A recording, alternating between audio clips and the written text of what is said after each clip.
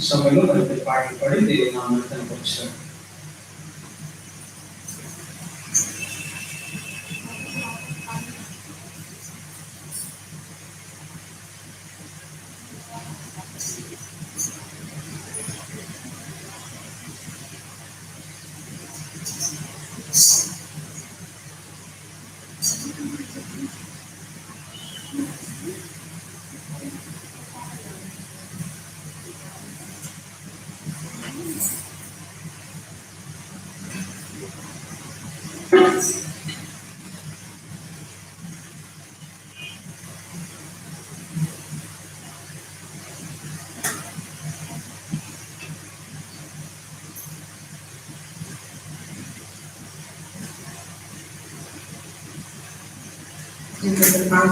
నుంచి 660లో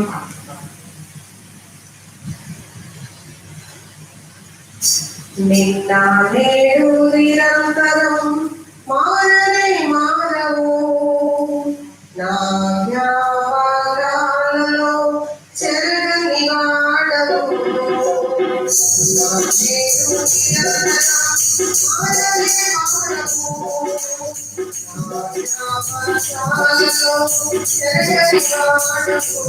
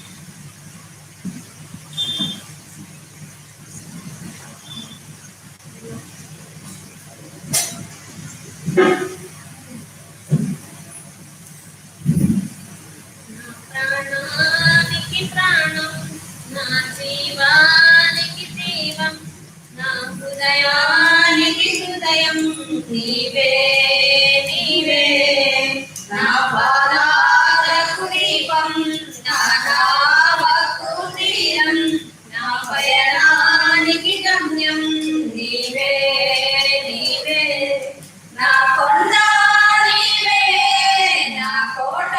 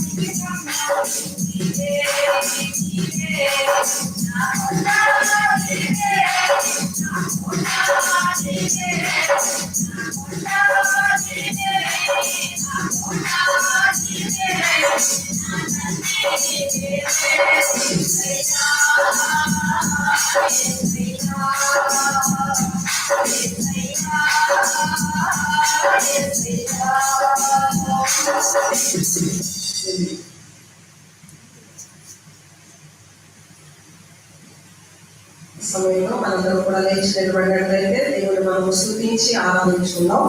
ఆరాధనలో పాడుకుందాం. అత్యున్నత సింహాసనం వేసినటువంటి పాటలు.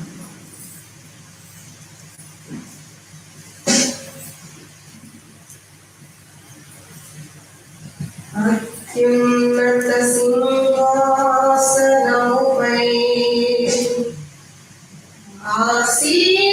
ఆసీనుడవైన దేవా,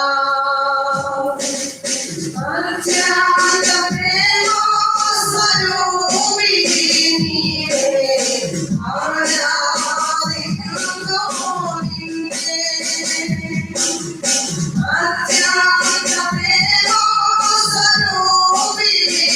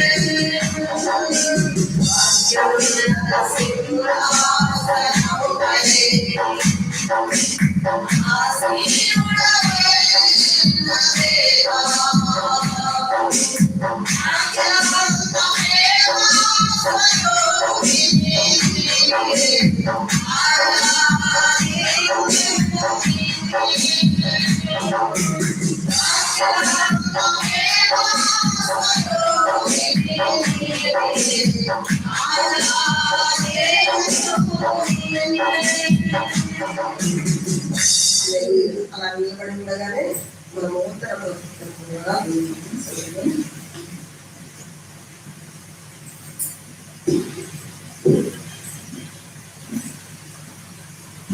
దేవుని యొక్క వాక్యాన్ని చదువుకుందాం. పరిశుద్ధ గ్రంథంలో నుండి కీర్తనలు 145వ కీర్తన. కీర్తనలు 145వ కీర్తన మొదటి నుండి 15 వరకు మనము మార్చి చదువుకుందాం. 528 పేజీలో ఉన్నటువంటి కీర్తనలు 145 1 నుండి 15 వరకు మార్చి చదువుకుందాం.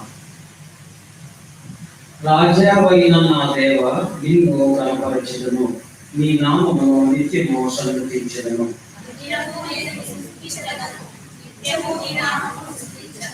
యెహోవా మహాత్మ్యము గలవాడు, ఆయన అధిక స్తోత్రము నొందదగిన వాడు, ఆయన మహాత్మ్యము గ్రహింప శక్తియు కానిది.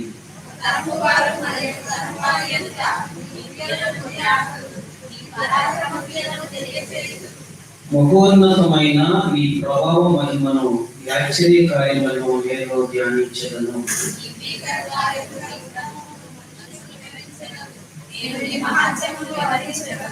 నీ మహా దయాళత్వమును గురించిన కీర్తిని వారు ప్రకటించెదరు, నీ నీతిని గూర్చి వారు గానము చేసెదరు.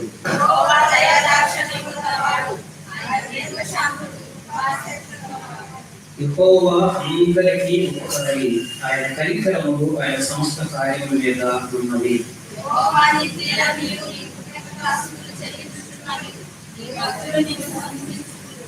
ఆయన రాజ్య మహోన్నత ప్రభావమును ఆయన బలమును నరులకు తెలియజేయుటకై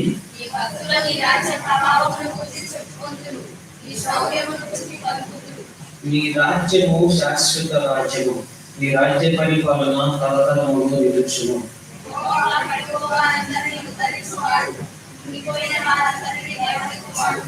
సర్వజీవుల కన్నులు నీ వైపు చూచుచున్నది, తగిన కాలమందు నీవు వారికి ఆహారము ఇచ్చును. దేవుడు ఈ పరిశుద్ధ వాక్యం మనకు దీవించునుగాక. ఆమె దయచేసి కూర్చోవాలని ప్రభునామను బట్టి మనం చేస్తున్నాం.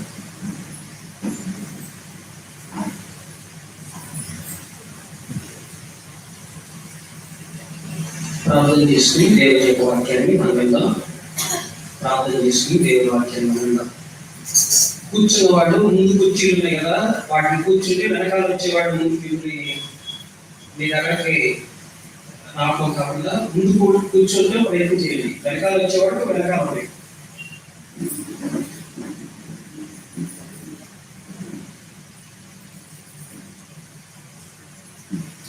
దేవుని వాక్యాన్ని వినడానికి ముందు మనం ప్రార్థన చేద్దాం.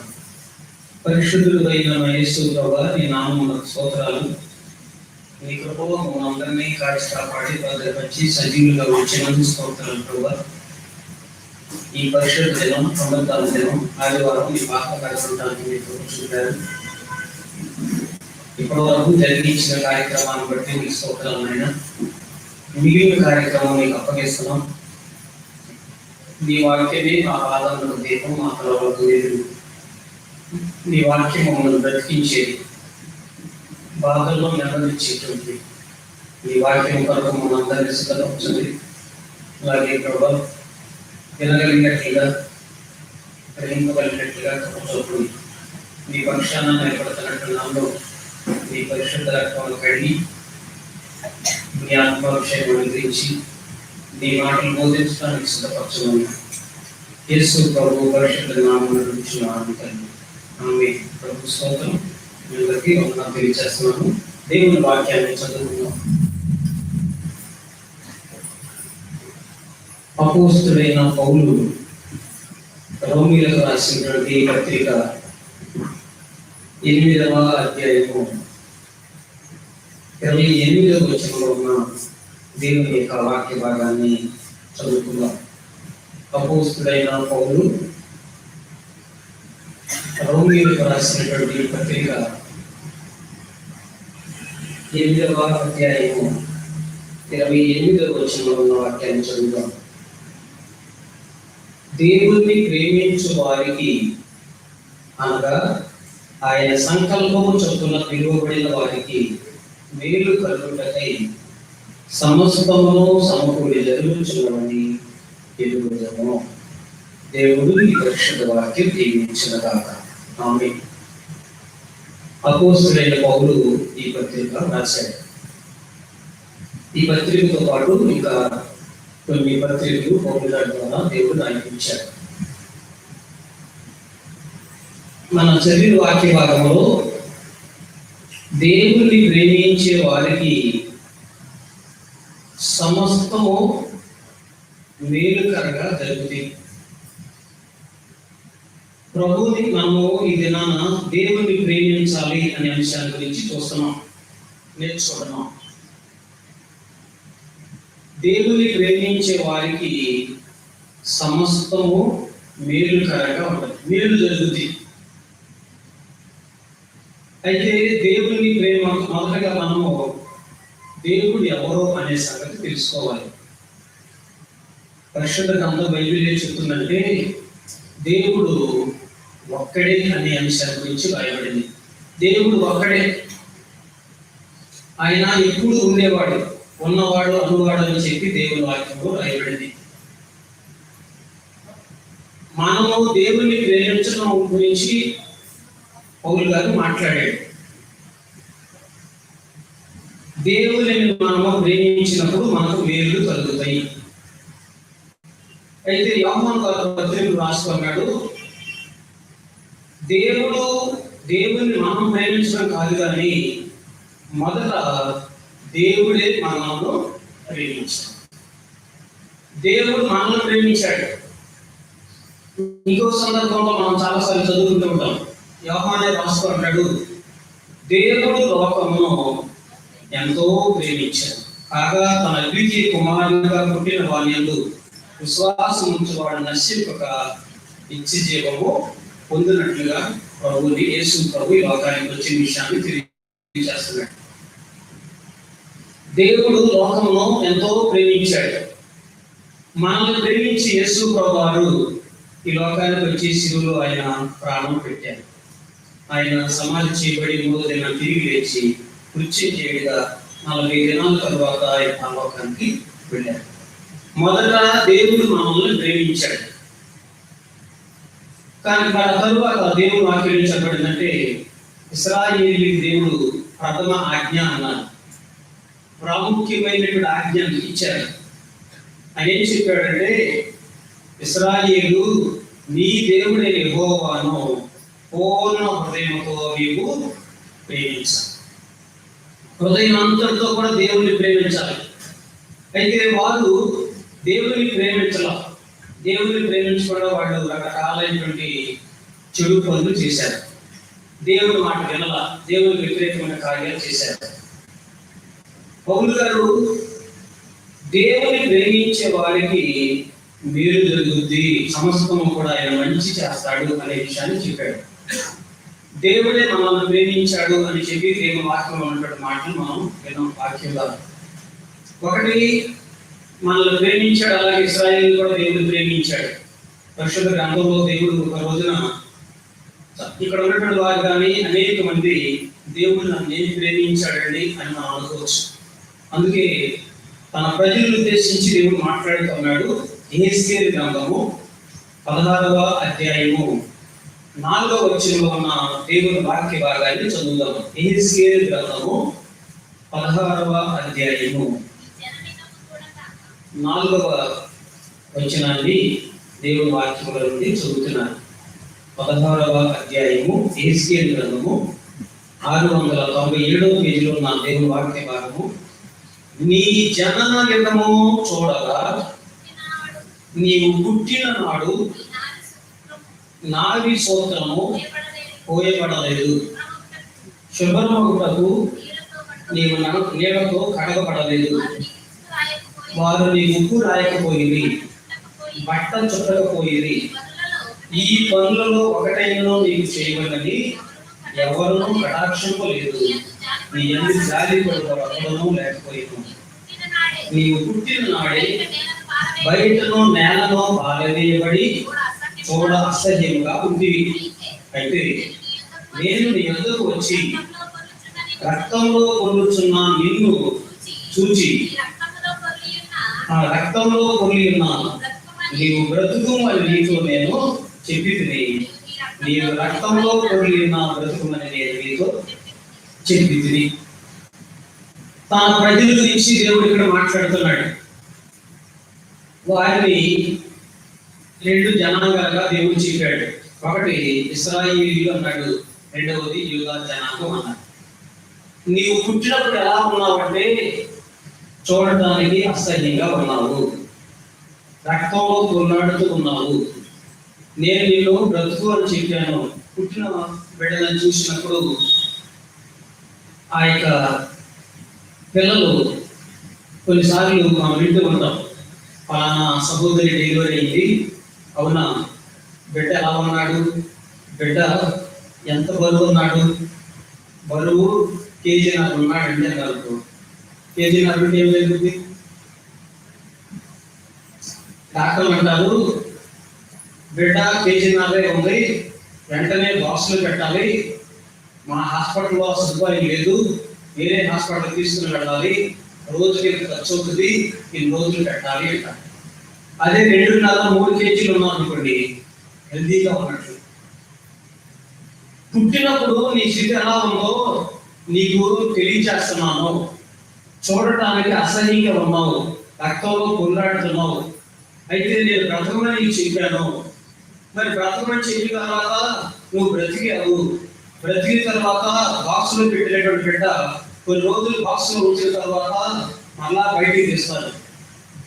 కొన్ని రోజుల తర్వాత తల్లి పాలు ఇస్తుంది, ఆరోగ్యము, శక్తి, బలము, తిరగాశ ఇస్తాడు.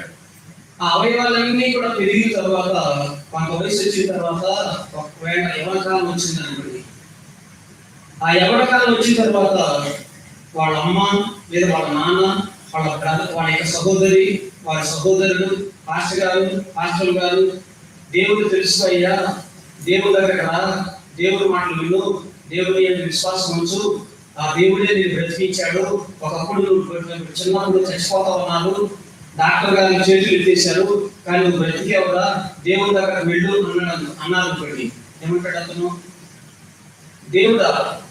దేవుడు నాకెందుకు, నేను చూడలేదు ఎలా ఎంత ఎత్తున్నాను, 6 అడుగులు ఎత్తున్నా, నా యొక్క చెస్ట్ ఎలా ఉందంటే చాలా ఎక్కువగా ఉంది, నేను మిలిటరీకి సిద్ధపడుతున్నా, నేను పోలీస్ డిపార్ట్మెంట్ సిద్ధపడుతున్నా, నేను ఎస్ఐ అవ్వాలనుకుంటున్నా, నాకు దేవుడు ఎందుకు, చూడు నేను ఎంత పుష్టిగా ఉన్నానో, బలంగా ఉన్నాను.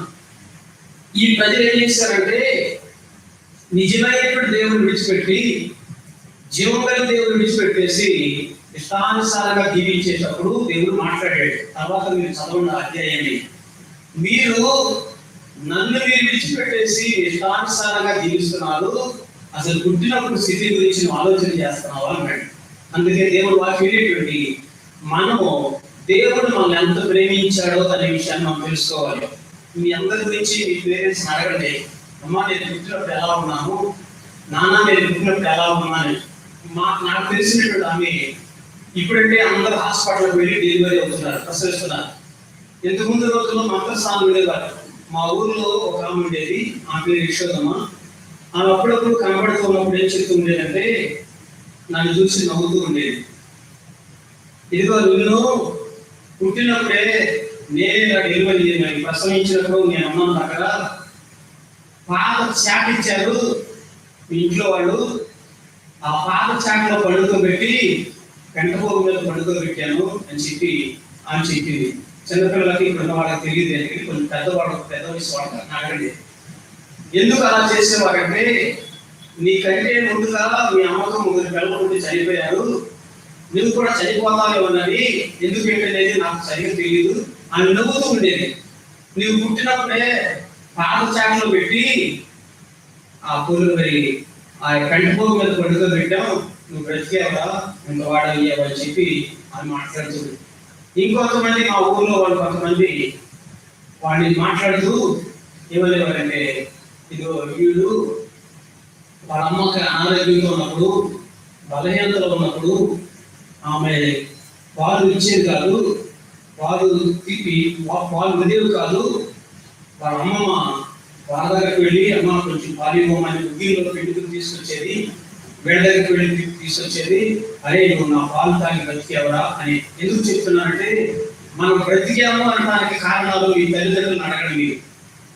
దేవుడు అంటున్నాడు, నేను పుట్టించాను, నేను పెరిగేటట్లుగా చేశాను, ఇప్పుడు నీకు వయసు వచ్చిందని నీ అవయవాలన్నీ అపవాది కొరకు, అపవిత్రత కొరకు, దుర్మార్గ కొరకు అవయవాలు వాడుతున్నావు, గ్రహించి నా దగ్గరికి వచ్చి నన్ను ప్రేమించి నీ అవయవాలతో నన్ను కనపరచు అంటున్నాడు. ప్రభు స్తోత్రాలు చేద్దాం. దేవుని వాక్యంలో దేవుడు మనం ఎంత ప్రేమించాడు అనేటువంటిది మనం తెలుసుకోవాలి. రెండవదిగా పుట్టినప్పుడు స్థితి గురించి తెలియజేశాం. రెండవదిగా గలతీయులకు రాసిన పత్రిక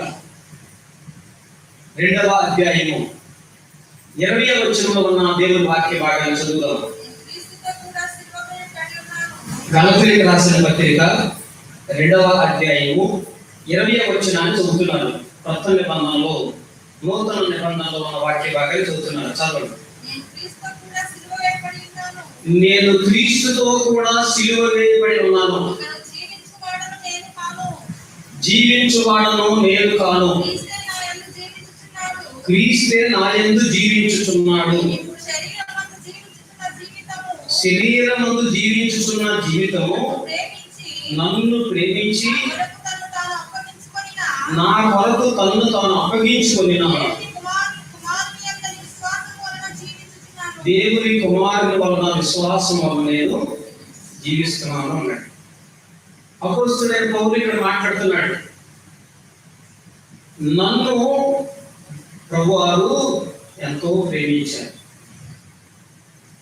నన్ను ప్రేమించాడు అని చెప్తున్నారు. ఎందుకు ఈ మాట మాట్లాడుతున్నారు, ఎందుకు అని తెలియచేస్తున్నారు? ఒకప్పుడు సౌలు అతని పేరు, దుర్మార్గుడిగా ఉండేవాడు, దోషకుడిగా ఉండేవాడు, హానికరుడిగా ఉండేవాడు, ప్రజలను చంపడానికి సిద్ధపడి వెళ్తూ ఉండేవాడు, వాడిని బంధించి చెరసాలలో వేయడానికి సిద్ధపడ్డాడు. అలా దోషకుడిగా, దుర్మార్గుడిగా, హానికరుడిగా ఉన్నటువంటి అతన్ని ప్రభు ప్రేమించి మార్గంలో వెళుతున్న సమయంలో ప్రభు మాట్లాడాడు, సౌలా సౌలా నీ వేళ నన్ను హింసిస్తున్నావు అన్నాడు. కింద పడిపోయాడు, కన్నులు కనబడట్లా. మిగిలిన వారు అతను తీసుకుని వెళ్ళి ఒక చోట తీసుకుని వెళ్ళమని చెప్పాడు. దేవుడు చెప్పిన మాట ప్రకారం అక్కడికి వెళ్ళిన తర్వాత దైవసేవకుడు ప్రార్థన చేశాడు. కన్నులు పనులన్నీ కూడా రాలిపోయి ఆ తరువాత ప్రభు మాట్లాడుతున్నాడు, నీవు నా కొరకు సాక్షిగా ఉండాలి, అనేక మంది సువార్త చెప్పాలి, అనేక మందిని జీవమార్గంలో నడిపించాలని చెప్పి దేవుడు ఆయన్ని ప్రేమించాడు. ఆ మాట చెప్తున్నాడు, నన్ను ఆయన ప్రేమించాడు.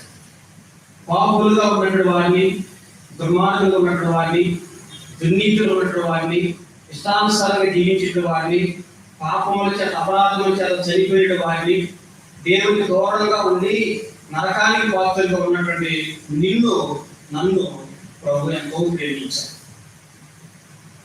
ఈయన ప్రేమించాడు. అందుకని పుట్టి మనం జన్మించామంటే దేవుడు ప్రేమించడానికి కారణం దేవుడు. రెండవది, ఇక్కడ ఆయన రక్షణ సిద్ధపరిచాడు, పాప క్షమాపణ సిద్ధపరిచాడు, నీతి మంత్రిగా చేశాడు, నన్ను నీతి మంత్రిగా తీర్చాడు, నాకు పాప క్షమాపణ ఇచ్చాడు, నన్ను నిత్యరాజ్యానికి వారసుడిగా చేశాడు.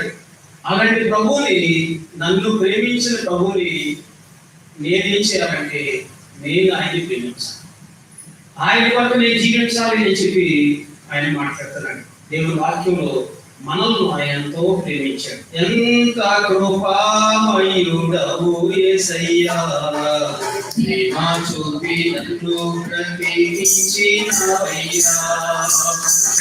ఎంత కృపామయుడవు యేసయ్యా, ప్రేమ చూపి నన్ను ప్రేమించినవయ్యా.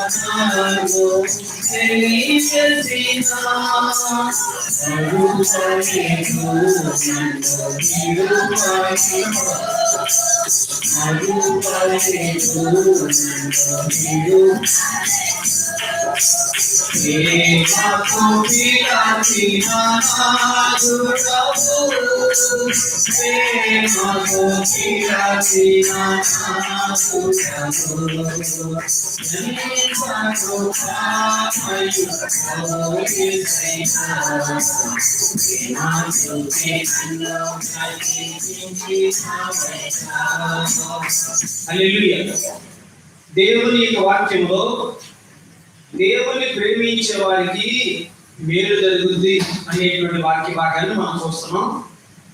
దేవుడు మనల్ని ప్రేమించాడు, మనల్ని పుట్టించాడు. అలాగే మన కొరకు ఇక్కడ ఎవరైనా రక్షణ పొందిన వాడు ఉంటే, యేసు ప్రభువారు నా రక్షకుడు, నా పాపం నిమిత్తం ఆయన సిలువేయబడ్డారు, ఆయన నా నిమిత్తం దోషములు భరించారు, నన్ను రక్షించడానికి, నీతిమంతులుగా చేయడానికి, నాకు నిత్యరాజ్యం ఇవ్వడానికి అని చెప్పి విశ్వాసం ప్రార్థన చేస్తున్న వారంటే ఆ ప్రేమ అర్థం అవుతుంది. పౌలు గారికి అర్థమైంది, నన్ను ఆయన ప్రేమించాడు. దుర్మార్గంలో, దుష్టత్వంలో మరి జీవితాన్ని పాడు చేసుకున్నటువంటి వాడు నన్ను ఆయన ప్రేమించి ఆయన కుమారుడిగా, కుమార్తెగా స్వీకరించాడు అని చెప్పి ఆయన మాట్లాడుతున్నాడు. మరి ఆయన మనల్ని పుట్టించి మన కొరకు శిలువలో ప్రాణం పెట్టినట్టు దేవుడు ఏం కోరుకుంటున్నాడంటే, దేవుడి వాక్యంలో ఉన్న మాటలు మనం చూస్తున్నాం. ఆయన మనలను అందరికీ కూడా దేవుడు చెప్పిన మాట, దాన్ని ప్రాముఖ్యమైనటువంటి ఆజ్ఞ అన్నారు. ప్రథమ ఆజ్ఞ ఏంటంటే మత్తయి సువార్తలో నూతన నిబంధనలో ఏం రాయబడిందంటే 22:37 ఉన్న వాక్య భాగాన్ని చదువుదాం. పరిశుద్ధుడైన మత్తయి సువార్త 22వ అధ్యాయము 22:37 ఉన్నటువంటి వాక్య భాగాన్ని చదువుతున్నారు. నూతన నిబంధనలో 23వ పేజీ చదవండి. అందుకు ఆయన నీ పూర్ణ హృదయంతోను పూర్ణ ఆత్మతోను పూర్ణ మనసుతోను నీ దేవుడైన ప్రభువును ప్రేమించాలి అని రాయబడింది. ఇదే ముఖ్యమైనటువంటిది. నీ దేవుడైన ప్రభువుని ఏం చేయాలంట? ప్రేమించాలి. హృదయం అంతటితో కూడా దేవుని ప్రేమించాలి. కొత్త నిబంధనలో యేసు ప్రభు దగ్గరకు అతను వచ్చి ధర్మశాస్త్రోపదేశకుడు అడుగుతున్నాడు, అయ్యా మనకు ముఖ్యమైన ఆజ్ఞ ఏంటి అని అడిగితే ప్రభు చెప్పిన మాట ఇది. పాత నిబంధనలో కూడా అదే మాట రాయబడింది. ప్రభు చెప్పారు, నీ దేవుని హృదయంతో ప్రేమించాలి అని. అయితే మరి ప్రేమించినప్పుడు, హృదయంతో ప్రేమించినప్పుడు కలిగే మేలు ఏంటి అనేటువంటిది కూడా మనం తెలుసుకోవాలి. ఏ మేలు కలుగుతాయి అంటే నిర్గమాకాండంలో 20వ అధ్యాయము 6వ వచనంలో ఉన్న వాక్య భాగాన్ని చదువుతాం. నన్ను ప్రేమించి నా ఆజ్ఞలు గైకొని వారిని 1000 తరముల వరకు నేను కరుణించు వాడనై ఉన్నా. ప్రభుని ప్రేమించడం అంటే ఏంటి? ప్రభు అన్నారు, నన్ను ప్రేమించినటువంటి వాడు నా ఆజ్ఞలను గైకొంటాడు. ఆయన ప్రేమించిన వాడు ఆయన ఆజ్ఞలు గైకొంటాడు. ఆజ్ఞలు నిర్గమాకాండంలో 20వ అధ్యాయంలో రాయబడి వాటిని 10 ఆజ్ఞలు అన్నారు. కొంతమంది వారి ఇంటి దగ్గర మరి క్యాలెండర్లో కానీ లేదా ఒక పేపర్లో కానీ ఒక సేవలు కానీ ఫ్లెక్సీ కానీ ఏర్పాటు చేసుకుంటారు. దేవుడు చెప్పినటువంటి ఆజ్ఞలు 10 ఆజ్ఞలు. ఈ 10 ఆజ్ఞలు కాకుండా ఇంకా చాలా ఉన్నాయి. అయితే నన్ను ప్రేమించినటువంటి వాడు నా ఆజ్ఞలను గైకొంటాడు. ఆయన ప్రేమించినప్పుడు ఎన్ని తరాల వరకు ఆయన కరుణ చూపుతాడన్నది 1000 తరముల వరకు ఆయన కరుణ చూపుతాడు. కరుణ అంటే ఏంటంటే కనికరము, జాలి, దయ, ప్రేమ, వాత్సల్యత, ఇవన్నీ కూడా పదాలు. ఆయన ఎవరైతే ప్రేమిస్తారో వారికి 1000 తరముల వరకు కూడా ఆయన కనికరాన్ని చూపుతాడు. మరి మనము ఆ కనికరం పొందాలంటే ఈ తరాలంటే మనకు మన తర్వాత వీరందరికీ కూడా కనికరము చూపుతాడు దేవుడు. ఆయన ప్రేమించినప్పుడు ఆయన ఆజ్ఞలను మనము గైకొనాలని కూడా దేవుని వాక్యంలో రాయబడింది. కనికరం చూపటం అంటే ఎందుకండి నా కనికరం? ఎందుకు మనం కనికరించబడాలి? పరిశుద్ధ గ్రంథంలో ఒక గుడ్డివాడు ఉన్నాడు. దారి వెంటే యేసు ప్రభు పెడుతున్నాడు. ఆ గుడ్డివాడు అక్కడ కూర్చున్నాడు, భిక్షాటన చేస్తున్నాడు. చాలా మంది జనసమూహం వెళ్తున్నారు. యేసు ప్రభు వారు వెళ్ళే సమయాల్లో చాలా మంది వెళ్తూ ఉండేవారు, ఆయన వెంబడిస్తూ ఉండేవారు. ఇతను కన్నులు కనబడట్లా, అందుకు కదా చెవులు వినపడుతుంది, శబ్దం వినపడుతుంది. చాలా మంది జనసమూహం వెళ్తూ ఉన్నట్లుగా నాకు అర్థమవుతుంది. ఏం జరుగుతుంది ఏంటని అక్కడ ఉన్నట్టు వారిని అడుగుతున్నాడు. వాడు అంటున్నారు, నజరేయుడైన యేసు ప్రభు ఉన్నారు కదా, దావీదు కుమారుడు యేసు ప్రభు ఉన్నారు, ఆయన ఈ మార్గం గుండా వెళ్తున్నారు అని చెప్పి అతనికి చెప్పారు. అప్పుడు అతను అంటున్నాడు, దావీదు కుమారుడా యేసు నన్ను కరుణించు, దావీదు కుమారుడా యేసు నన్ను కరుణించు అంటున్నాడు. పక్కన వాడు అంటున్నారు, అరే ఎందుకు బిగ్గరగా కేకలు వేస్తావు, ఎందుకు అరుస్తావు? ఇదిగో నేను ఇచ్చాను కదా నీకు 10 రూపాయలు, ఇదిగో వాడు ఇచ్చాడు కదా 50 రూపాయలు, వాడు తీసుకొచ్చి అన్నం పెట్టాను కదా, నువ్వు కామ్గా ఉండు అంటున్నారు. కానీ ఇక్కడ బిగ్గరగా కేకలు వేస్తున్నాడు. ప్రభువారు ఆ స్వరం విన్నారు, అక్కడ నిలబడ్డారు. వాడు పిలిచి ఆ గుడ్డి వాడిని నా దగ్గర తీసుకురామన్నాడు. తీసుకొచ్చిన తర్వాత నీకేం కావాలి అన్నప్పుడు, నాకు చూపు కావాలి, నీవు కోరినట్లుగానే నీ విశ్వాసం బట్టి నీకు చూపు వస్తుంది అన్నారు. కనికరం అనేది ఎందుకంటే, కరుణ ఎందుకంటే గుడ్డితనంలో ఉన్నటువంటి వారికి చూపు కలుగుతుంది. ఒకవేళ నీవు నేను మనము శారీరకంగా బాగా దృష్టి ఉంది, అన్ని కనపడుతుంది, కానీ బైబిల్ చెప్తుంది ఆత్మీయ గుడ్డితనంలో ఉన్నటువంటి వారు ఉన్నారు, మనోనేత్ర గుడ్డితనంలో ఉన్నటువంటి వారు ఉన్నారు. అలాగే యెహెజ్కేలు గ్రంథం 16వ అధ్యాయం వాడు ఏం చేస్తున్నారంటే దేవుని విడిచిపెట్టేసి మరి ఇష్టానుసారంగా జీవిస్తున్నారు, వారు గుడ్డితనంలో ఉన్నారు అని చెప్పడానికి ఒక రుజువు. దేవుడు చెప్పే మాట గుడ్డివాడి పట్ల కనికరం చూపాను అని మాట్లాడుతున్నాడు. ఇంకో సమయంలో కనాను స్త్రీ వచ్చింది, ఆమె కుమార్తె ఉంది, ఆ కుమార్తెకు దయ్యం పట్టింది, ఆ దయ్యం చాలా బాధపరుస్తుంది.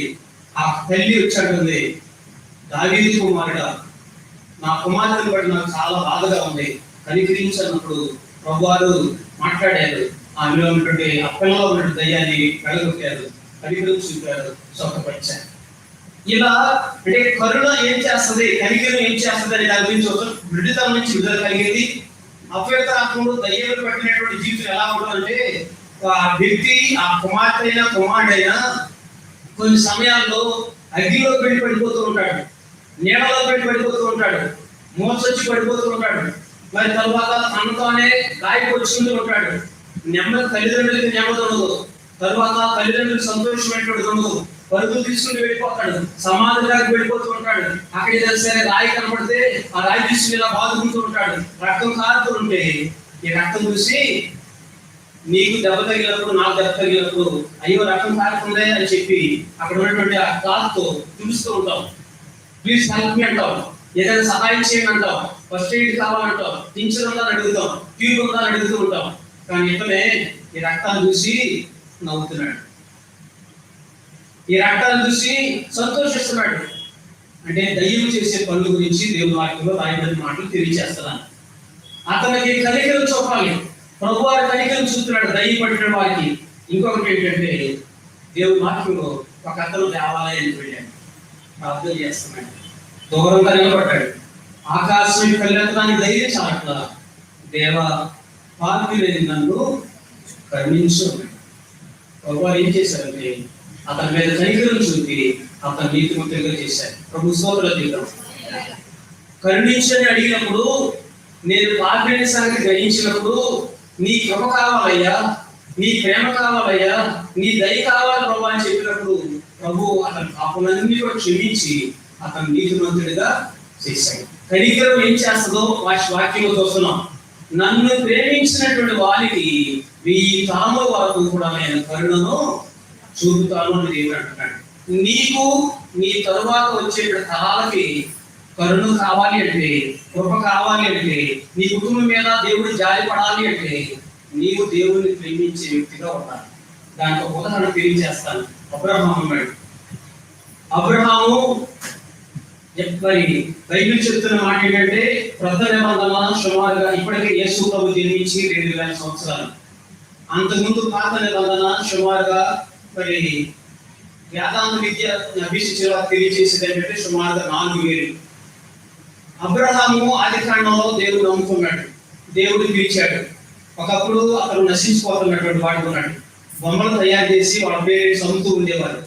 దేవుడు పిలిచాడు, దేవుని మాట విధేయుడయ్యాడు, లోపడ్డాడు, తల్లిదండ్రులు విడిచిపెట్టాడు, అంత తర్వాత బంధువులు విడిచిపెట్టాడు, దేశాలను విడిచిపెట్టాడు, దేవుని దగ్గరకు వచ్చాడు. దేవుడు నమ్ముకుని నీతిమంతుడిగా చేయబడ్డాడు. ఆ నమ్ముకున్నటువంటి దేవుడిని నేను విశ్వాసం ఇచ్చినటువంటి అబ్రహాముతో దేవుడు అంటున్నాడు, నీ సంతానము ఆకాశ నక్షత్రాల వలె చేస్తానన్నాడు, నీ సంతానమును ఇసుక రేణుల వలె చేస్తానన్నాడు. అలా చేస్తానని చెప్పినటువంటి దేవుడు వాగ్దానం చేశాడు. కొన్ని ఇప్పుడు మనం చూస్తే ప్రపంచంలో అనేక లక్షల మంది, కోట్ల మంది ఆయన సంతానంగా ఉన్నారు. ప్రభు స్తోత్రాలు చెప్తారు. అబ్రహాము దేవుని నమ్ముకున్నాడు కనుక కొన్ని వేల సంవత్సరాలు అయినప్పటికీ కూడా ప్రభువుని నమ్ముకున్న వాళ్ళంతా ఎవరి సంతానం? జక్కయ్యకు అంటున్నారు, జక్కయ్య గురించి ప్రభు అంటున్నారు, ఇతరులను అబ్రహాము కుమారుడే, ఈ ఇంటికి రక్షణ వచ్చింది అని. మారుమనసు పొందినటువంటి వారు ఎవరి తరం, ఎవరి పిల్లలు? అబ్రహాము పిల్లలు. వారి అంటే అబ్రహాము చూపినటువంటి విధేయతను బట్టి, అబ్రహాము దేవుడిని ప్రేమించడాన్ని బట్టి ఆ కుటుంబంకి ఆశీర్వాదంలో చూస్తున్నాం. దేవుని వాక్యం చెప్పబడింది, నన్ను ప్రేమించేటువంటి వారికి నేను 1000 తరముల వరకు కూడా నేను కరుణను చూపుతాను. ఆ కనికరము కరుణ ఏం చేసింది అని చూస్తే, దయ్యాలు గడగొట్టింది, విధువారికి చూపించింది, పాపములన్నిటి వారిని రక్షించి నీతిమంతులుగా తెచ్చింది. రెండవది, దేవుని వాక్యములో నుండి, అంటే మన పట్ల, మన కుటుంబం పట్ల దేవుడు కనికరం చూపాలి అంటే, కరుణ చూపాలి అంటే, మనం దేవుని ప్రేమించే వారిగా ఉండాలి. దేవుడు తెలియజేస్తున్నాడు. ఆయన ఎందుకు ప్రేమించాలి అంటే, దేవుడు మనందరినీ ప్రేమించాడా? ప్రేమించాడు. మనల్ని ప్రేమించాడు కనుక ఆయన ప్రేమించాలి. ఆయన ప్రేమించినప్పుడు మనకు, మన తరం వారికి తరతరాలు 1000 తరాల వరకు కూడా దేవుని కనికరము, దేవుని కృప మన కుటుంబాల మీద ఉంటుంది. ఆయన ప్రేమించలేదనుకో, ప్రేమించకపోతే, నన్ను ప్రేమించక నన్ను ద్వేషించే వారి విషయంలోనే 3-4 తరాల వరకు కూడా నేను వారి దోషమును వాళ్ళ పిల్లల బడులు వేస్తానని చెప్పి మనం చదివిన వాక్య భాగంలోనే రాయబడింది. కాబట్టి మనము ఆయన ద్వేషించేవారుగా కాకుండా, ఆయనను తిరస్కరించేవారుగా కాకుండా, ఆయనను హృదయవంతులతో ప్రేమించడం అంటే ఆయన ఆజ్ఞలు గైకొని మనము తరతరాలు కూడా దీవించబడతాం. రెండవదిగా, దేవుడు చేసే మేలేంటి? దేవుని ప్రేమించే వారికి సమస్తము సమకూడి మేలు జరుగుతుంది. మొదటి మేలు కనికరం చూపుతాడు. దానిలోని రక్షణ ఉంది, దానిలోని స్వస్థత ఉంది, దానిలోని ఆశీర్వాదం ఉంది. 145వ కీర్తన మనం చదివాం. 145వ కీర్తన 20వ వచనంలో ఉన్న 20వ శరణాన్ని చదువుతాం. 528వ పేజీ చదివాం కదా. 145వ కీర్తన 20లో ఉన్న మాట చదువుతున్నాను, చదవండి. యెహోవా తన్ను ప్రేమించు వారందరినీ కాపాడును, అయితే భక్తిహీనులందరినీ ఆయన నాశనము చేయను. యెహోవా తన్ను ప్రేమించే వారిని కాపాడుతాడు. కాపాడుట ఇంకొక అర్థం ఏంటంటే సంరక్షించుట అని కూడా అర్థం.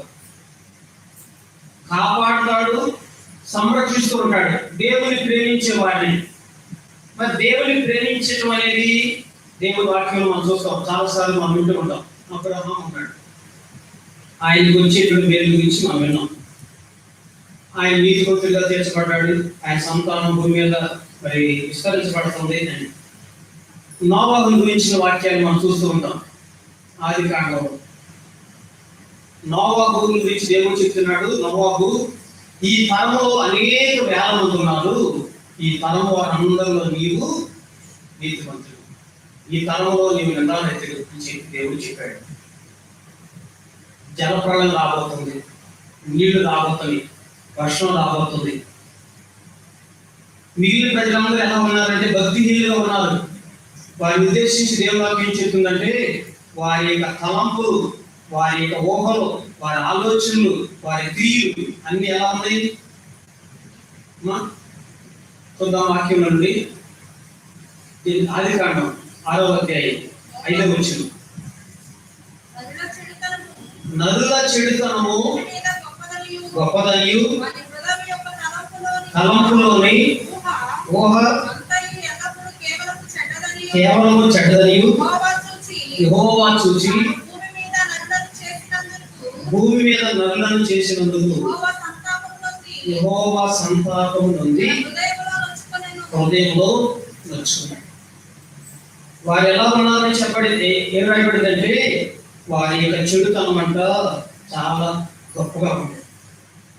తలంపులు, ఊహ అంతా కూడా చెడ్డగా ఉంది. అందుకు దేవుడు అంటున్నాడు, భూమి మీద ఉండకుండా వారందరినీ నేను తుడిచివేస్తాను. ఇతను ఎలా ఉన్నాడు? 11వ వచనంలో మరి 12వ వచనంలో మనం చూస్తూ, మరి ఆ తర్వాత వచనాల్లో మనం చూస్తున్నాం. 9వ వచనం ఉంటుంది, నోవాహు వంశవాడు ఎలా ఉన్నాడు? అతను ఎలా ఉన్నాడు? నోవాహు నీతిపరుడు, నిందారహితుడు. నీతి కలిగిన వాడుగా ఉన్నాడు, నింద కలిగిన వాడుగా, నిందారహితుడిగా ఉన్నాడు. నింద లేదు ఆయన మీద. దేవుడు చెప్తున్నాడు, నీతిగా ఉన్నావు, పరిశుద్ధంగా ఉన్నావు, యథార్థంగా ఉన్నావు, నిన్ను నేను కాపాడాలి, కాబట్టి వాడను సిద్ధం చేసుకోమని చెప్పాడు. వాడని రెడీ చేశాడు, వాడలో వెళ్ళమని చెప్పాడు దేవుడు. తను నోవాహు భార్య, 3 కుమారులు, 3 కోడళ్ళు, 8 మంది కూడా మరి వారి వాడలోనికి వెళ్ళారు. చాలాసార్లు వింటూ ఉంటాం. తన్ను ప్రేమించేటువంటి వారికి యెహోవా ఏం చేస్తాడు? కాపాడుతాడు, సంరక్షకుడుగా ఉంటాడు. జలప్రళయం వచ్చింది, అందరూ చనిపోయారు, నోవాహు మాత్రము చనిపోయాడు. దేవుని వాక్యంలో చెప్పబడిన మాట మనం ఆలోచన చేస్తే, ఇక్కడేమో వాడ గురించి రాయబడింది. నూతన నిబంధనకు వెళ్ళేటప్పటికి ఆ 8 మంది కూడా రక్షణ పొందారు. వారు రక్షణ పట్ల పొందారు, వారు క్షేమంగా ఉన్నారు. దేవుని మాట విన్నారు కనుక, దేవునికి విధేయత చూపాడు కనుక ఆయన చెప్పింది వాక్యం ఉన్నది. చెప్పినది యావత్తు కూడా నోవాహు చేశాడు. యావత్తు అంటే ఏంటంటే అంతయోని. కొంతకాలం మనం ఉన్నాం అనుకోండి, కొంత ఏం చేస్తామంటే కొంతగా మనం చేసే పనులు మనం చేస్తూ మనకి ఏది చేయాలనుకుంటే అది చేస్తాం. కానీ అంత గురించి రాయబడింది, దేవుడు నోవాహుతో చెప్పినది యావత్తును చేశాడు, అంత కూడా చేశాడు. అందుకొరకే అతని కుటుంబం కాపాడబడింది అని. మిగిలిన ప్రజలందరూ నేను చనిపోయాను. ఆ తరువాత దేవుని వాక్యం ప్రకారం ఆలోచన చేసుకున్నప్పుడు శద్రకు, మెషకు, అబేద్నెగో కూడా ఉన్నారు. ఎక్కడున్నారు వాళ్ళు? ఏ గ్రంథంలో ఉన్నారంట? ఏ పుస్తకంలో ఉన్నారు? దానియేలు గ్రంథంలో. శద్రకు, మెషకు, అబేద్నెగో ఉన్నారు, దానియేలు కూడా ఉన్నాడు. అయితే ఎవరు ఆయన ప్రేమిస్తారో, ఎవరు ఆయన ఆజ్ఞలు కైకొంటారో వాళ్ళని దేవుడు సంరక్షిస్తూ ఉంటాడు, దేవుడు వాళ్ళని కాపాడుతూ ఉంటాడు అనే విషయాన్ని మనం చూస్తున్నాం. దేవుని ప్రేమించే వారికి కలిగే మేలు ఒకటి, నీకు తరతరాలు ఆయన ప్రేమిస్తే తరతరాలు కూడా ఆయన కనికరాన్ని చూపుతాడు. రెండవది, ఆయన ప్రేమించి ఆయన మాట వింటే, ప్రేమించడం అంటే ఆయన మాట వినాలి, ఆయన ఆజ్ఞలు కైకొనాలి. నోవాహు విన్నాడు కనుక వాడిని సిద్ధం చేసుకున్నాడు. అతని కుటుంబానికి దేవుడు కాపాడాడు, కాపుదల ఇచ్చాడు, సంరక్షించాడు. మిగిలిన వాళ్ళందరూ కూడా చనిపోయారు.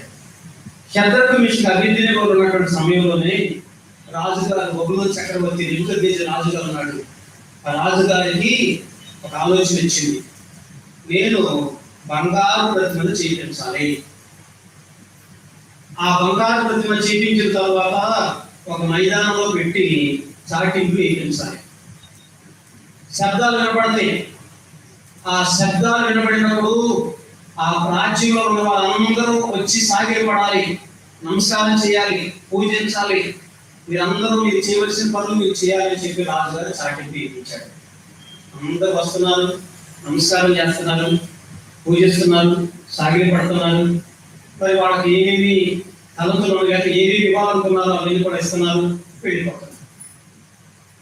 రాజుగారికి ఒక వార్త వచ్చింది, ఫలానా చోట నుంచి తీసుకొచ్చాం, వాళ్ళకి ఉద్యోగాలు ఇచ్చావు కదా, వారు రావట్లేదు, వారు ఆరాధించట్లేదు, పూజించట్లేదు, నమస్కారం చేయట్లేదు. రాజా, ఫలానా వాడు చూసేవా ఏం చేస్తున్నారు అని చెప్పి రాజుగారికి చెప్పారు. రాజుగారు పిలిపించాడు. పిలిపించే వాడు వచ్చాడు. వచ్చిన తర్వాత మాట్లాడుతున్నాడు, మీరు దానియేలు గ్రంథము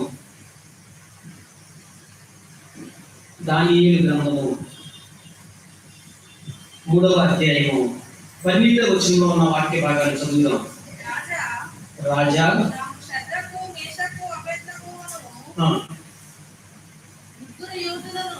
యూదులను బబులోను దేశంలోని రాజకార్యములు విచారించుటకు నియమించితిరి.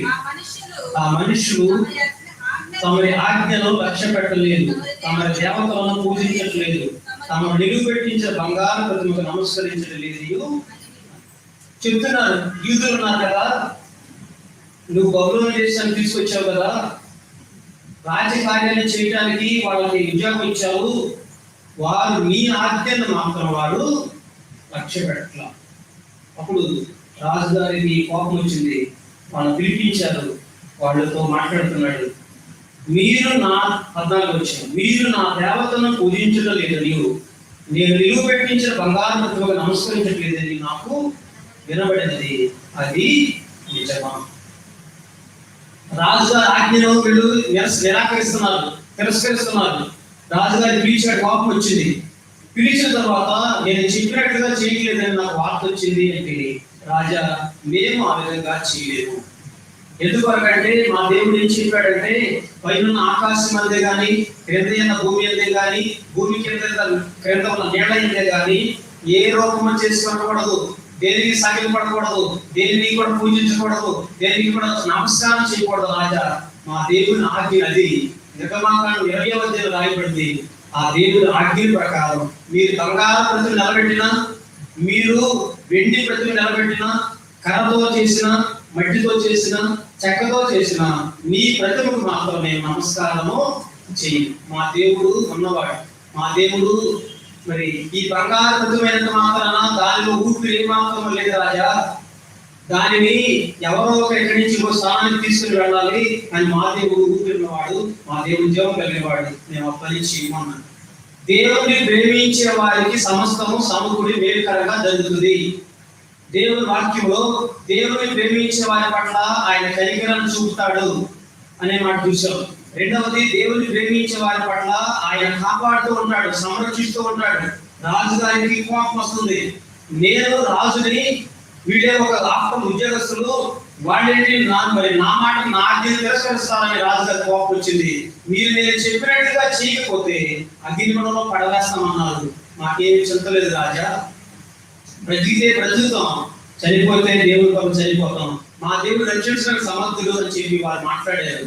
రాజుగారి కోపాన్ని బట్టి ఆ అగ్నిని బాగా ఎక్కువ చేయమని చెప్పాడు. అగ్ని ఎక్కువ చేశారు, 7 మంటలు ఎక్కువ చేశారు. దాంట్లో పడవేశారు. కనపడుతున్నారు నలుగురు. పడవేసిన ఎంతమందిని అంటే 3 రాజా అన్నారు. ఆ 4వ వాడు దేవుడి వాక్యం, దేవుడు అని రాయబడింది. దేవదూతలు కూడా మనం అర్థం చేసుకోవచ్చు. అయితే లేఖనం ఏం చెప్తుందంటే, మేము నీ ఆజ్ఞను మేము గౌరవించగానే దేవుని ఆజ్ఞను మాత్రమే మేము గౌరవిస్తాం. కానీ మనం ఏం చేస్తున్నాం? ప్రజలు రకరకాలుగా చేస్తూ ఉంటారు. కొన్ని సమయాల్లో కొన్ని సందర్భాల్లో ఎవరేది చెప్తే, స్నేహితులు ఏం చెప్తే దాని ప్రకారం చేస్తారు, బంధువులు ఏం చెప్తే దాని ప్రకారం చేస్తారు, పక్కన వాడు ఏం చెప్తే దాని ప్రకారం చేస్తారు. ఈయన అంటున్నాడు, వీడు అంటున్నారు, నా ఆజ్ఞను మీరు గైకొనట్లేదంటే నీ ఆజ్ఞ కాదయ్యా, మా దేవుడు ఎప్పుడో లిఖించాడు ఆ ఆజ్ఞ. ఆ ఆజ్ఞలు ఎవరు కూడా మార్చకూడదని చెప్పి మీరు మాట్లాడారు. ఆ అగ్నిలో నుంచి వాళ్ళు నలుగురు కనబడుతున్నారు. బయటికి తీయమన్నప్పుడు తల వెంట్రుకలు కానీ, వస్త్రాలు కానీ, చర్మం అంటే ఈ శరీరం కానీ ఏ విధమైనది కూడా కాలిపోలేదు, వాసన కూడా రావట్లేదు. రాజుగారు ఆశ్చర్యపోతున్నాడు. వీరి యొక్క దేవుడు పూజారులు దాకా తన దూతను పంపించి వాళ్ళని ఏం చేశాడంటే రక్షించాడు, వాళ్ళని కాపాడాడు. వీళ్ళ దేవుడు గొప్పవాడు అంటున్నాడు. అంటే దేవుణ్ణి ప్రేమించిన వారు చదరక విషయం అభ్యర్థి దేవుని ప్రేమించారా? దేవుని ప్రేమించారా? మనుషులు ప్రేమించారా? దేవుని ప్రేమించారు. దేవుని రక్షించాడు. దేవుని యొక్క కాపుదల వారికి ఉంది అని చెప్పి దేవుని యొక్క వాక్యం ద్వారా దేవుడు మనకు తెలియజేస్తాడు. శృతి చేసి పాడనా జీవించి శృతి చేసి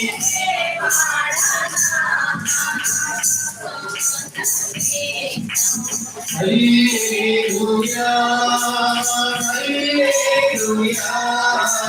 హల్లెలూయా హల్లెలూయా హల్లెలూయా హల్లెలూయా హల్లెలూయా హల్లెలూయా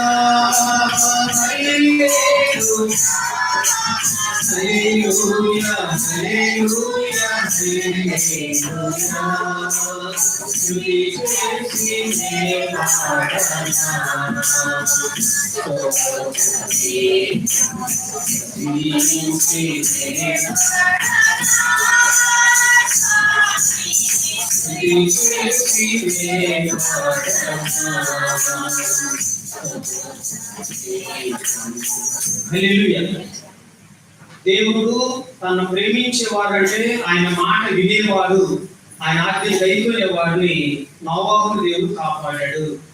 ఆ తరువాత శద్రకు మిషకు అబేద్నెగోను దేవుడు రక్షించాడు, సంరక్షించాడు. వారి ఏ హాని కూడా కలగకుండా దేవుడు సహాయం చేశాడు. దేవుని ప్రేమించినారు కనుక.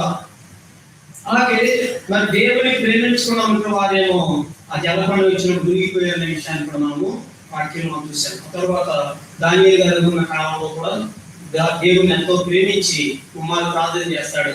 వాళ్ళందరూనేమో అతని మీద ఫిర్యాదు చేస్తున్నారు.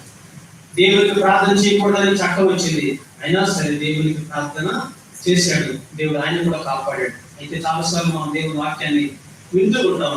దేవుని ప్రేమించిన వారు ఆయన మాట వింటారు, దేవుని ప్రేమించినట్టు వారు ఆయన ఆజ్ఞలు గైకొంటారు.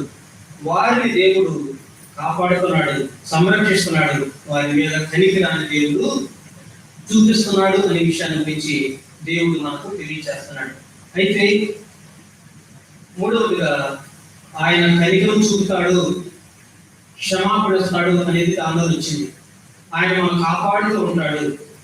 దేవుని ప్రేమించే వారికి దేవుడు ఇచ్చేటువంటి మూడో ఆశీర్వాదం, మూడో మేలు ఏంటి అనేటువంటిది యాకోబు రాసినటువంటి పత్రిక, యాకోబు రాసినటువంటి పత్రిక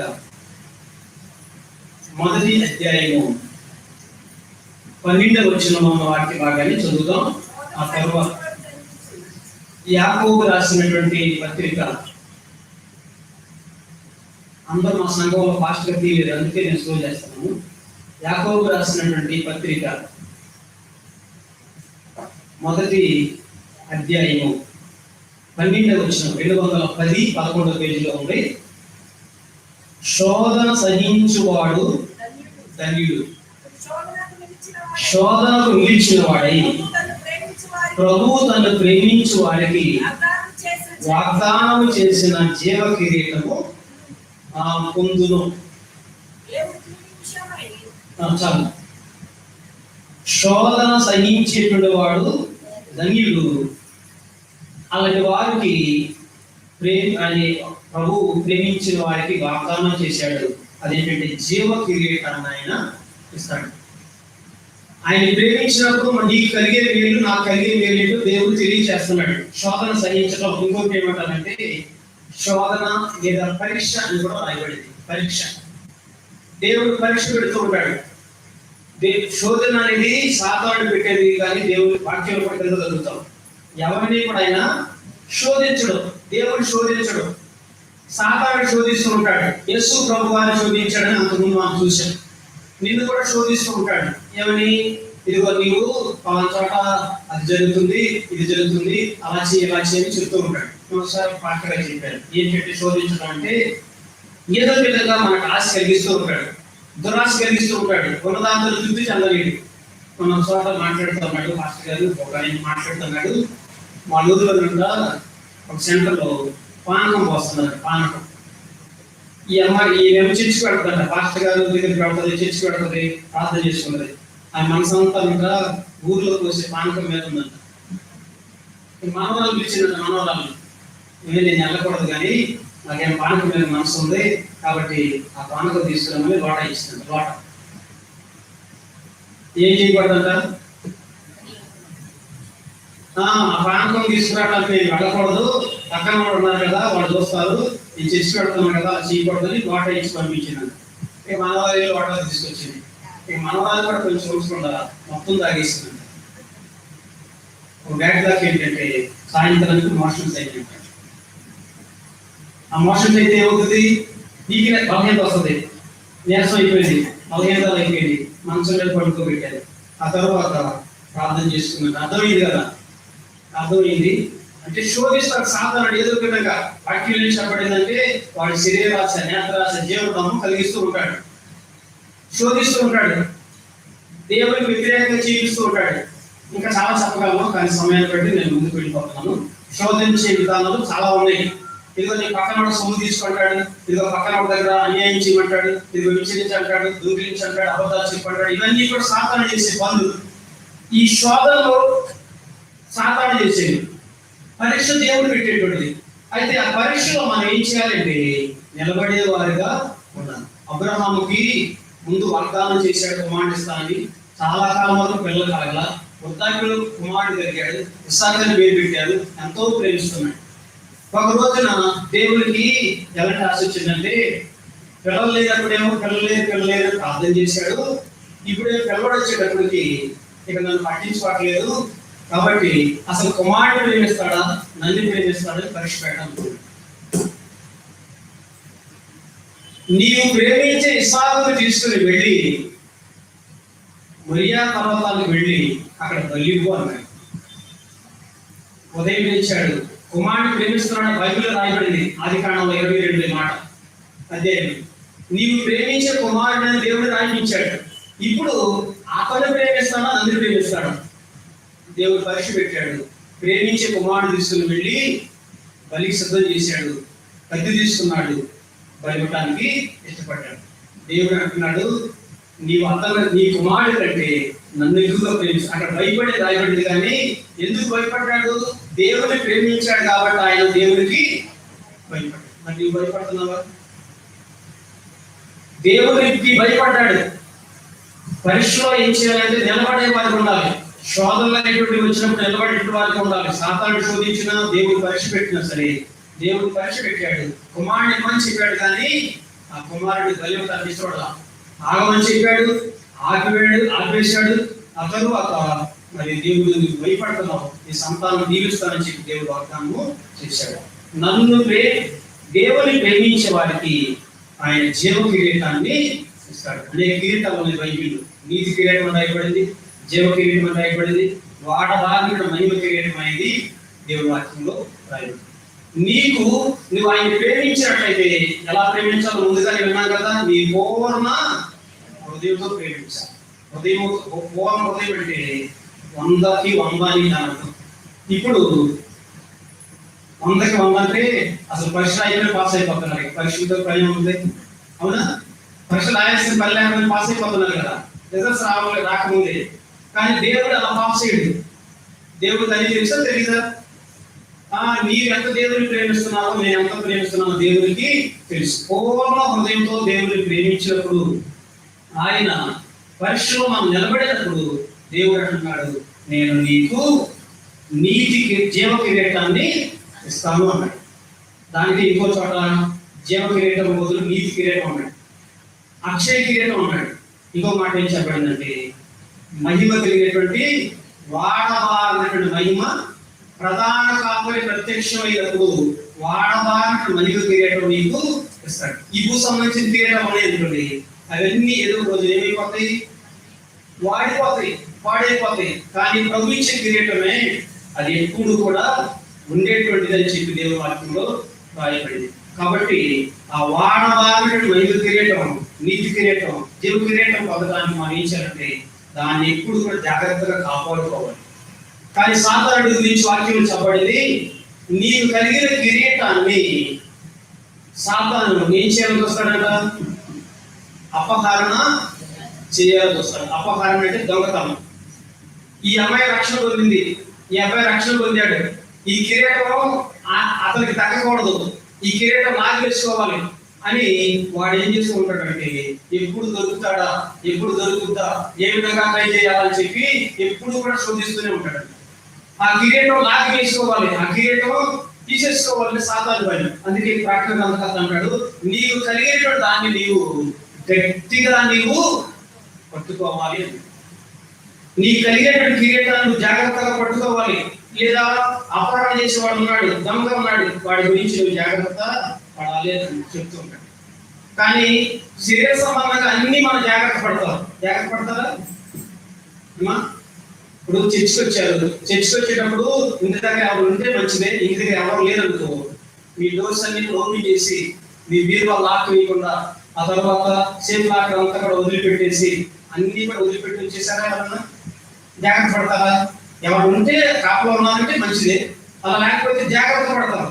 కానీ రక్షణ విషయంలో, పాప క్షమాపణ విషయంలో, నీతి కిరీటం విషయంలో, యేసు ప్రభు ఇచ్చేటువంటి విషయంలో మాత్రం జాగ్రత్త పడట్లా. అందుకే ప్రకటన చెప్తాడు, నీకు కలిగిన దాన్ని నువ్వు గట్టిగా పట్టుకో, దాన్ని సాతాను దొంగిలిస్తూ ఉంటాడు. రక్షణ మనం జాగ్రత్తగా కాపాడుకునే వారిగా ఉండాలి అని చెప్పి దేవుని యొక్క వాక్యం మనకు తెలియజేస్తుంది. మరి ప్రతి ఒక్కరు కూడా దానిని కాపాడుకునేటువంటి వారు ఉండాలి. ఆ కాపాడుకోవాలంటే మనం ఏం చేయాలి? ప్రభువుని మనము ప్రేమించేటువంటి వారుగా ఉండాలి అని చెప్పి దేవుడు మనకు తెలియజేస్తున్నాడు. అయితే అనేక సమయాల్లో మనం ఏం చేస్తూ ఉంటామంటే దాని గురించిన ఆలోచన ఏమాత్రము కూడా మహోన్నతుడా నీ కృపను నేను నివసించుట నా జీవిత నా జీవిత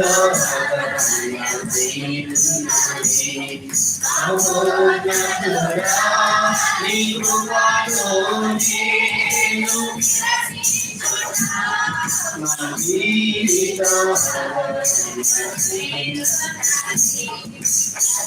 వారవారి స్వచ్ఛమునాకై పరమతులా చేయుచితివి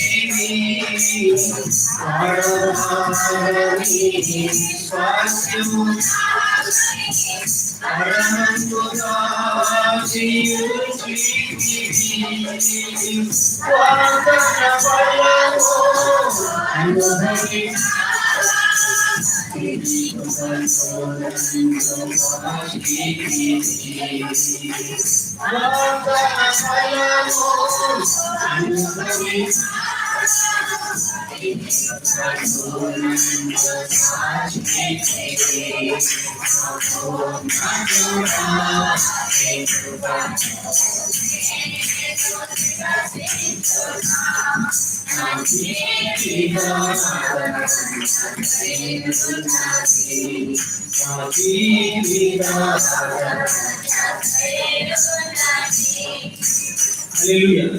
దేవుడు మనల్ని పుట్టించి ఆయన మనల్ని కాపాడుతూ ఉన్నాడు.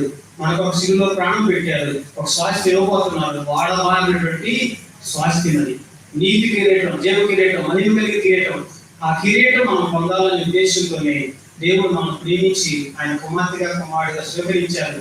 రక్షణ పొందిన వారి గురించి నేను మాట్లాడుతున్నాను. ఇంకా రక్షణ పొందలేదనుకోండి, రక్షణ పొందకపోతే నీవు పాపంలో నుండి పాపంలో చనిపోతే ఆ జీవ కిరీటం అనేది దొరకదు, నీతి కిరీటం అనేటువంటిది దొరకదు. 2వ అధ్యాయం యాకోబు పత్రికలోనే 5వ వచనాన్ని చదువుదాం. ఇక్కడ వాక్య భాగం. నా ప్రియ సహోదరులారా ఆలకించుడి, ఈ లోక విషయంలో దరిద్రులైన వారిని విశ్వాసమందు భాగ్యవంతులుగాను తనను ప్రేమించు వారికి తాను వాగ్దానం చేసిన రాజ్యములకు వారసులుగా ఉండటకు దేవుడు ఏర్పరచుకొనలేదా? తనను ప్రేమించు వారికి తాను వాగ్దానం చేసినటువంటి రాజ్యములకు వారసులుగా ఉండటానికి దేవుడు ఏర్పాటు చేస్తున్నాడు. ఇక్కడ కొంతమంది పక్షపాతం చూపిస్తున్నారు. పక్షపాతం చూపించడం అంటే ధనికులు ఉన్నారు, మంచి వస్త్రాలు పెట్టుకుంటున్నారు, బంగారపు ఆభరణాలు ధరించుకుంటున్నారు, తర్వాత మరి చాలా ఐశ్వర్యవంతులుగా కనబడుతున్నారు. వాళ్ళు వస్తున్నారంట వాళ్ళకి. వాళ్ళు వచ్చినప్పుడు ఏమో ఒక రకంగా వస్తున్నారు. పేదవాళ్ళు వస్తున్నారు, పేదలు వచ్చినప్పుడు వాళ్ళు తక్కువ ఖరీదు కలిగిన వస్త్రాలు కట్టుకుంటున్నారు. ఆ తర్వాత అలంతా కూడా మరి తోకుండా నూరు రాయకుండా ఉంటుంది. సరిగా వారినేమో సరిగా ప్రేమించట్లా, ఉన్న వాళ్ళని ప్రేమిస్తున్నారు, పక్షపాతం చూపిస్తున్నారు. ధనికులు వస్తేనేమో ఇప్పుడు ఎవరైనా సరే పేదవాడు వచ్చారనుకోండి, పేదవాడు వచ్చిన మీరు కాదులేండి, పేదవాడు వచ్చినప్పుడు కొంతమంది ఏం చేస్తారంటే వారిని వరండాలో కూర్చోబెడతారు. ధనికులు ఉన్నారు అనుకోండి, బెడ్రూమ్ ఉంటుంది కదా, దాన్ని తీసుకుని పెడతారు. అవునా? అలా చేస్తున్నారు. మీరు అలా చేస్తున్నారు. దేవుడు అలా చేయడు. ధనికులైనా పేదవారైనా రక్షణ పొంది పాపక్షమాపణ పొంది నీతిగా జీవించే వారు దేవుడి దృష్టికి సమానమే. ఒక సమయంలోనే ధనవంతుల కంటే కూడా దరిద్రులనే దేవుడు ఎక్కువ ప్రేమిస్తాడు, పేదవారిని. కారణం ఏంటంటే ధనవంతులు దేన్ని ప్రేమిస్తారు? ధనాన్ని ప్రేమిస్తారు. Thank you. కారణం ఏంటంటే మరి దాని మీద మనసు ఉంటుంది కదా వాళ్ళకి, కాబట్టి ధనాన్ని బాగా ప్రేమిస్తారు. సేపు లాగా పెట్టుకుంటూ ఉంటారు, రకరకాలుగా చేస్తుంటారు. అయితే పేదవారు నాకు ఏమన్నా ఏం లేకపోయినా పర్వాలేదులే, నాకు ప్రభువు రాడని చెప్పి వారు ప్రభువుని ప్రేమిస్తూ ఉంటారు. దేవుని ప్రేమించే వారిని మన వారిని చూస్తాడు, అంతేగాని వారికి ఏమిస్తాడంట? రాజ్యము ఉంది, రాజ్య వారసులుగా వారు ఉంటారు. ఏ రాజ్యం అది?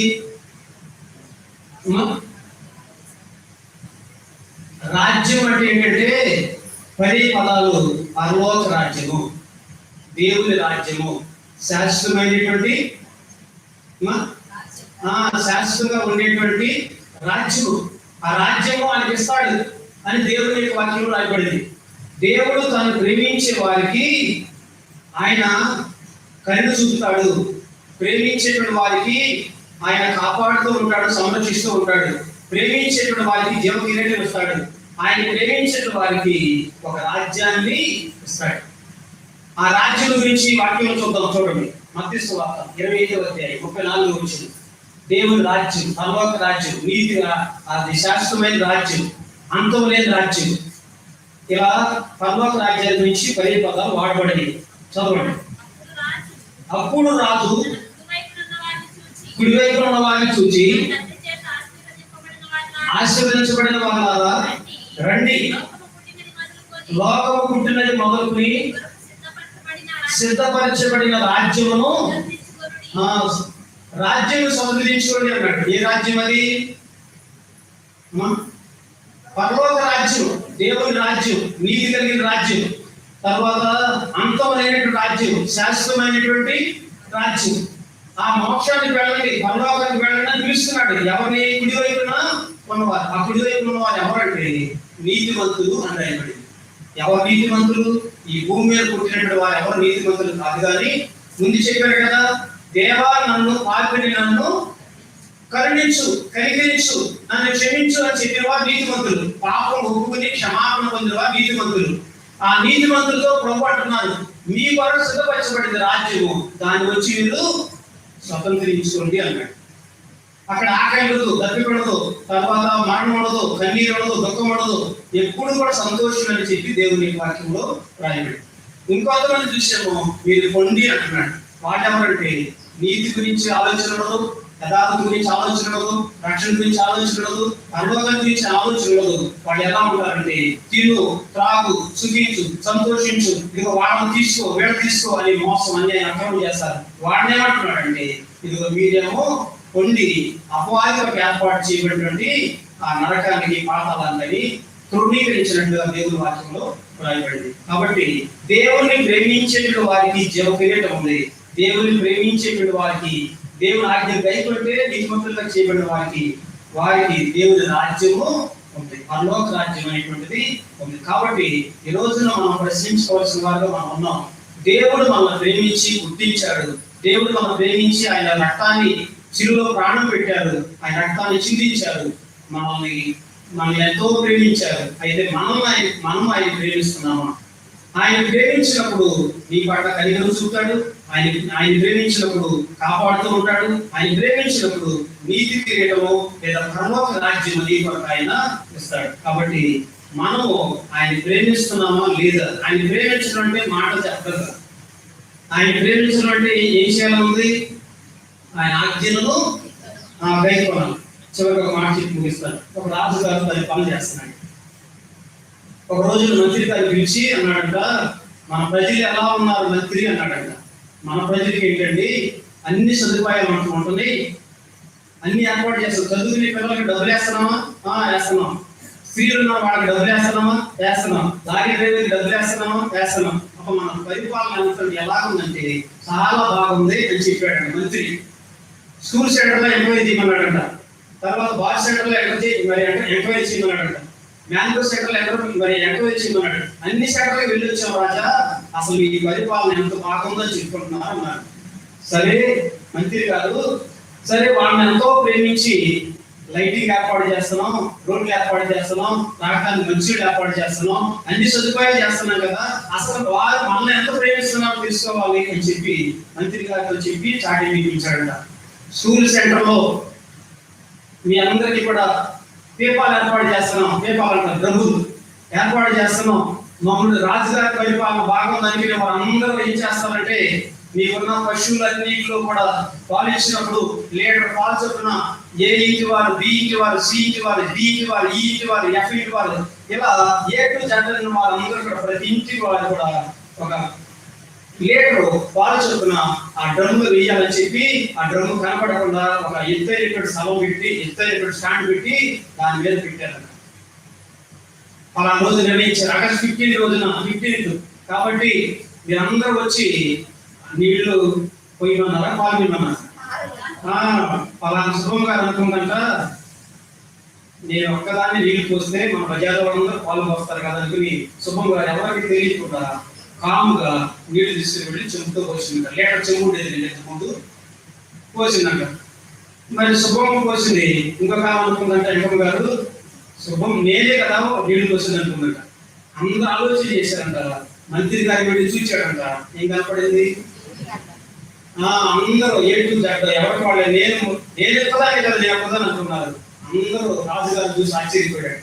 మనం ఆ ప్రజలు ఎంత ప్రేమించి ఏర్పాటు చేస్తుంటే అంతక్కడ ఈ పేపాల నిండా ఏమొచ్చినాయి అంటే నీళ్ళే వచ్చినాయి. చూసారా ఎంత ప్రమాదంలో వాడని చెప్పి మంత్రిగా దేవుడు మనం ఎంతో ప్రేమించాడు, మనం ఆయన ఎంత ప్రేమిస్తున్నాం. ప్రభు అంటారు రోజున చూసారా ప్రభుత్వం ఇలా ఉంటుంది అన్నమాట. అంటే ఎవరైనా ప్రేమిస్తే కొంచెం ప్రేమిస్తాం, కానీ ప్రభు ఈ రెండు చేతులు కూడా సాధ్య సిలువ మీద పెట్టాడు. నేను మిమ్మల్ని ఎంతో ప్రేమించాను, మీరు నన్ను ఎంత ప్రేమిస్తున్నాను. కాబట్టి ఆయన ప్రేమ గురించి విన్నాం, ఆయన ప్రేమిస్తే కలిగి మేలు గురించి విన్నాం. మనం ఆయన ఎంత ప్రేమిస్తున్నాం. ఒకవేళ ఇప్పటి వరకు పూర్ణ హృదయంతో ప్రేమించలేకపోయినట్లయితే హృదయవంతులతో ప్రభువుని ప్రేమిస్తాం. నీళ్లు పోసిన వాళ్ళగా కాకుండా పాలు పోసిన వారిగా ఉన్నప్పుడు వారు మంచి చేసిన వారు. కాబట్టి హృదయవంతులతో ప్రభువుని ప్రేమించి ప్రభు ఇచ్చే దీవులు పొందుదాం. అందుకు ప్రభు మనందరికీ సహాయం చేయను కాక. ఆమేన్.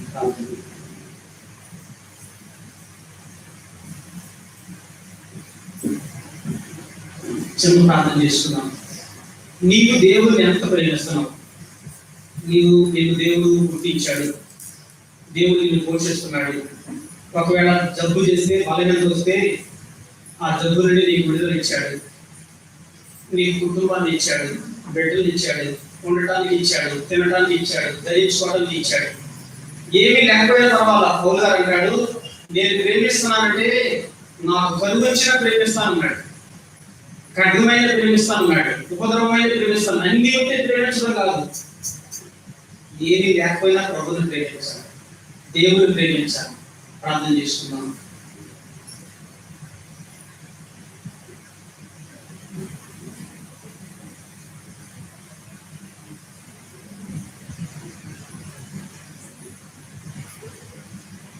పరిశుద్ధులైన యేసు ప్రభువుకి నామమున స్తోత్రాలు. మీ కృపలో ప్రభువా, దేవుణ్ణి ప్రేమించే వారికి సమస్తము మేలు జరుగుతుంది అని మీరు తెలియచేసినందుకు వందనాలు ప్రభువా. మీరు మమ్మల్ని ఎంతో ప్రేమించారు ఆయన, మేము మాత్రం నేను ప్రేమించలేకపోతున్నాం. మా క్రియలే చెప్తుంది నేను ఎంత ప్రేమిస్తున్నాము. కాబట్టి మా బలహీనతలను మా విధేయతలను ఒప్పుకుంటున్నాం ప్రభువా. పూర్ణ హృదయంతో ప్రేమించమంటున్నాం. కానీ మేము 50%, 60%, 30%తో ప్రేమించి వారికి ఉంటున్నాం. 100% ప్రేమించాలని మీరు తెలియజేస్తున్నందుకు మీ స్తోత్రాలు ప్రభా. ఆ విధంగా ప్రేమించే మనసు, ఆ విధంగా ప్రేమించే హృదయం మాకందరికీ దయచేయమని, విత్తబడిన వాక్యాలు ఫలించేయమని యేసు ప్రభు పరిశుద్ధ నామమున అడుగుచున్నాను తండ్రి. ఆమేన్.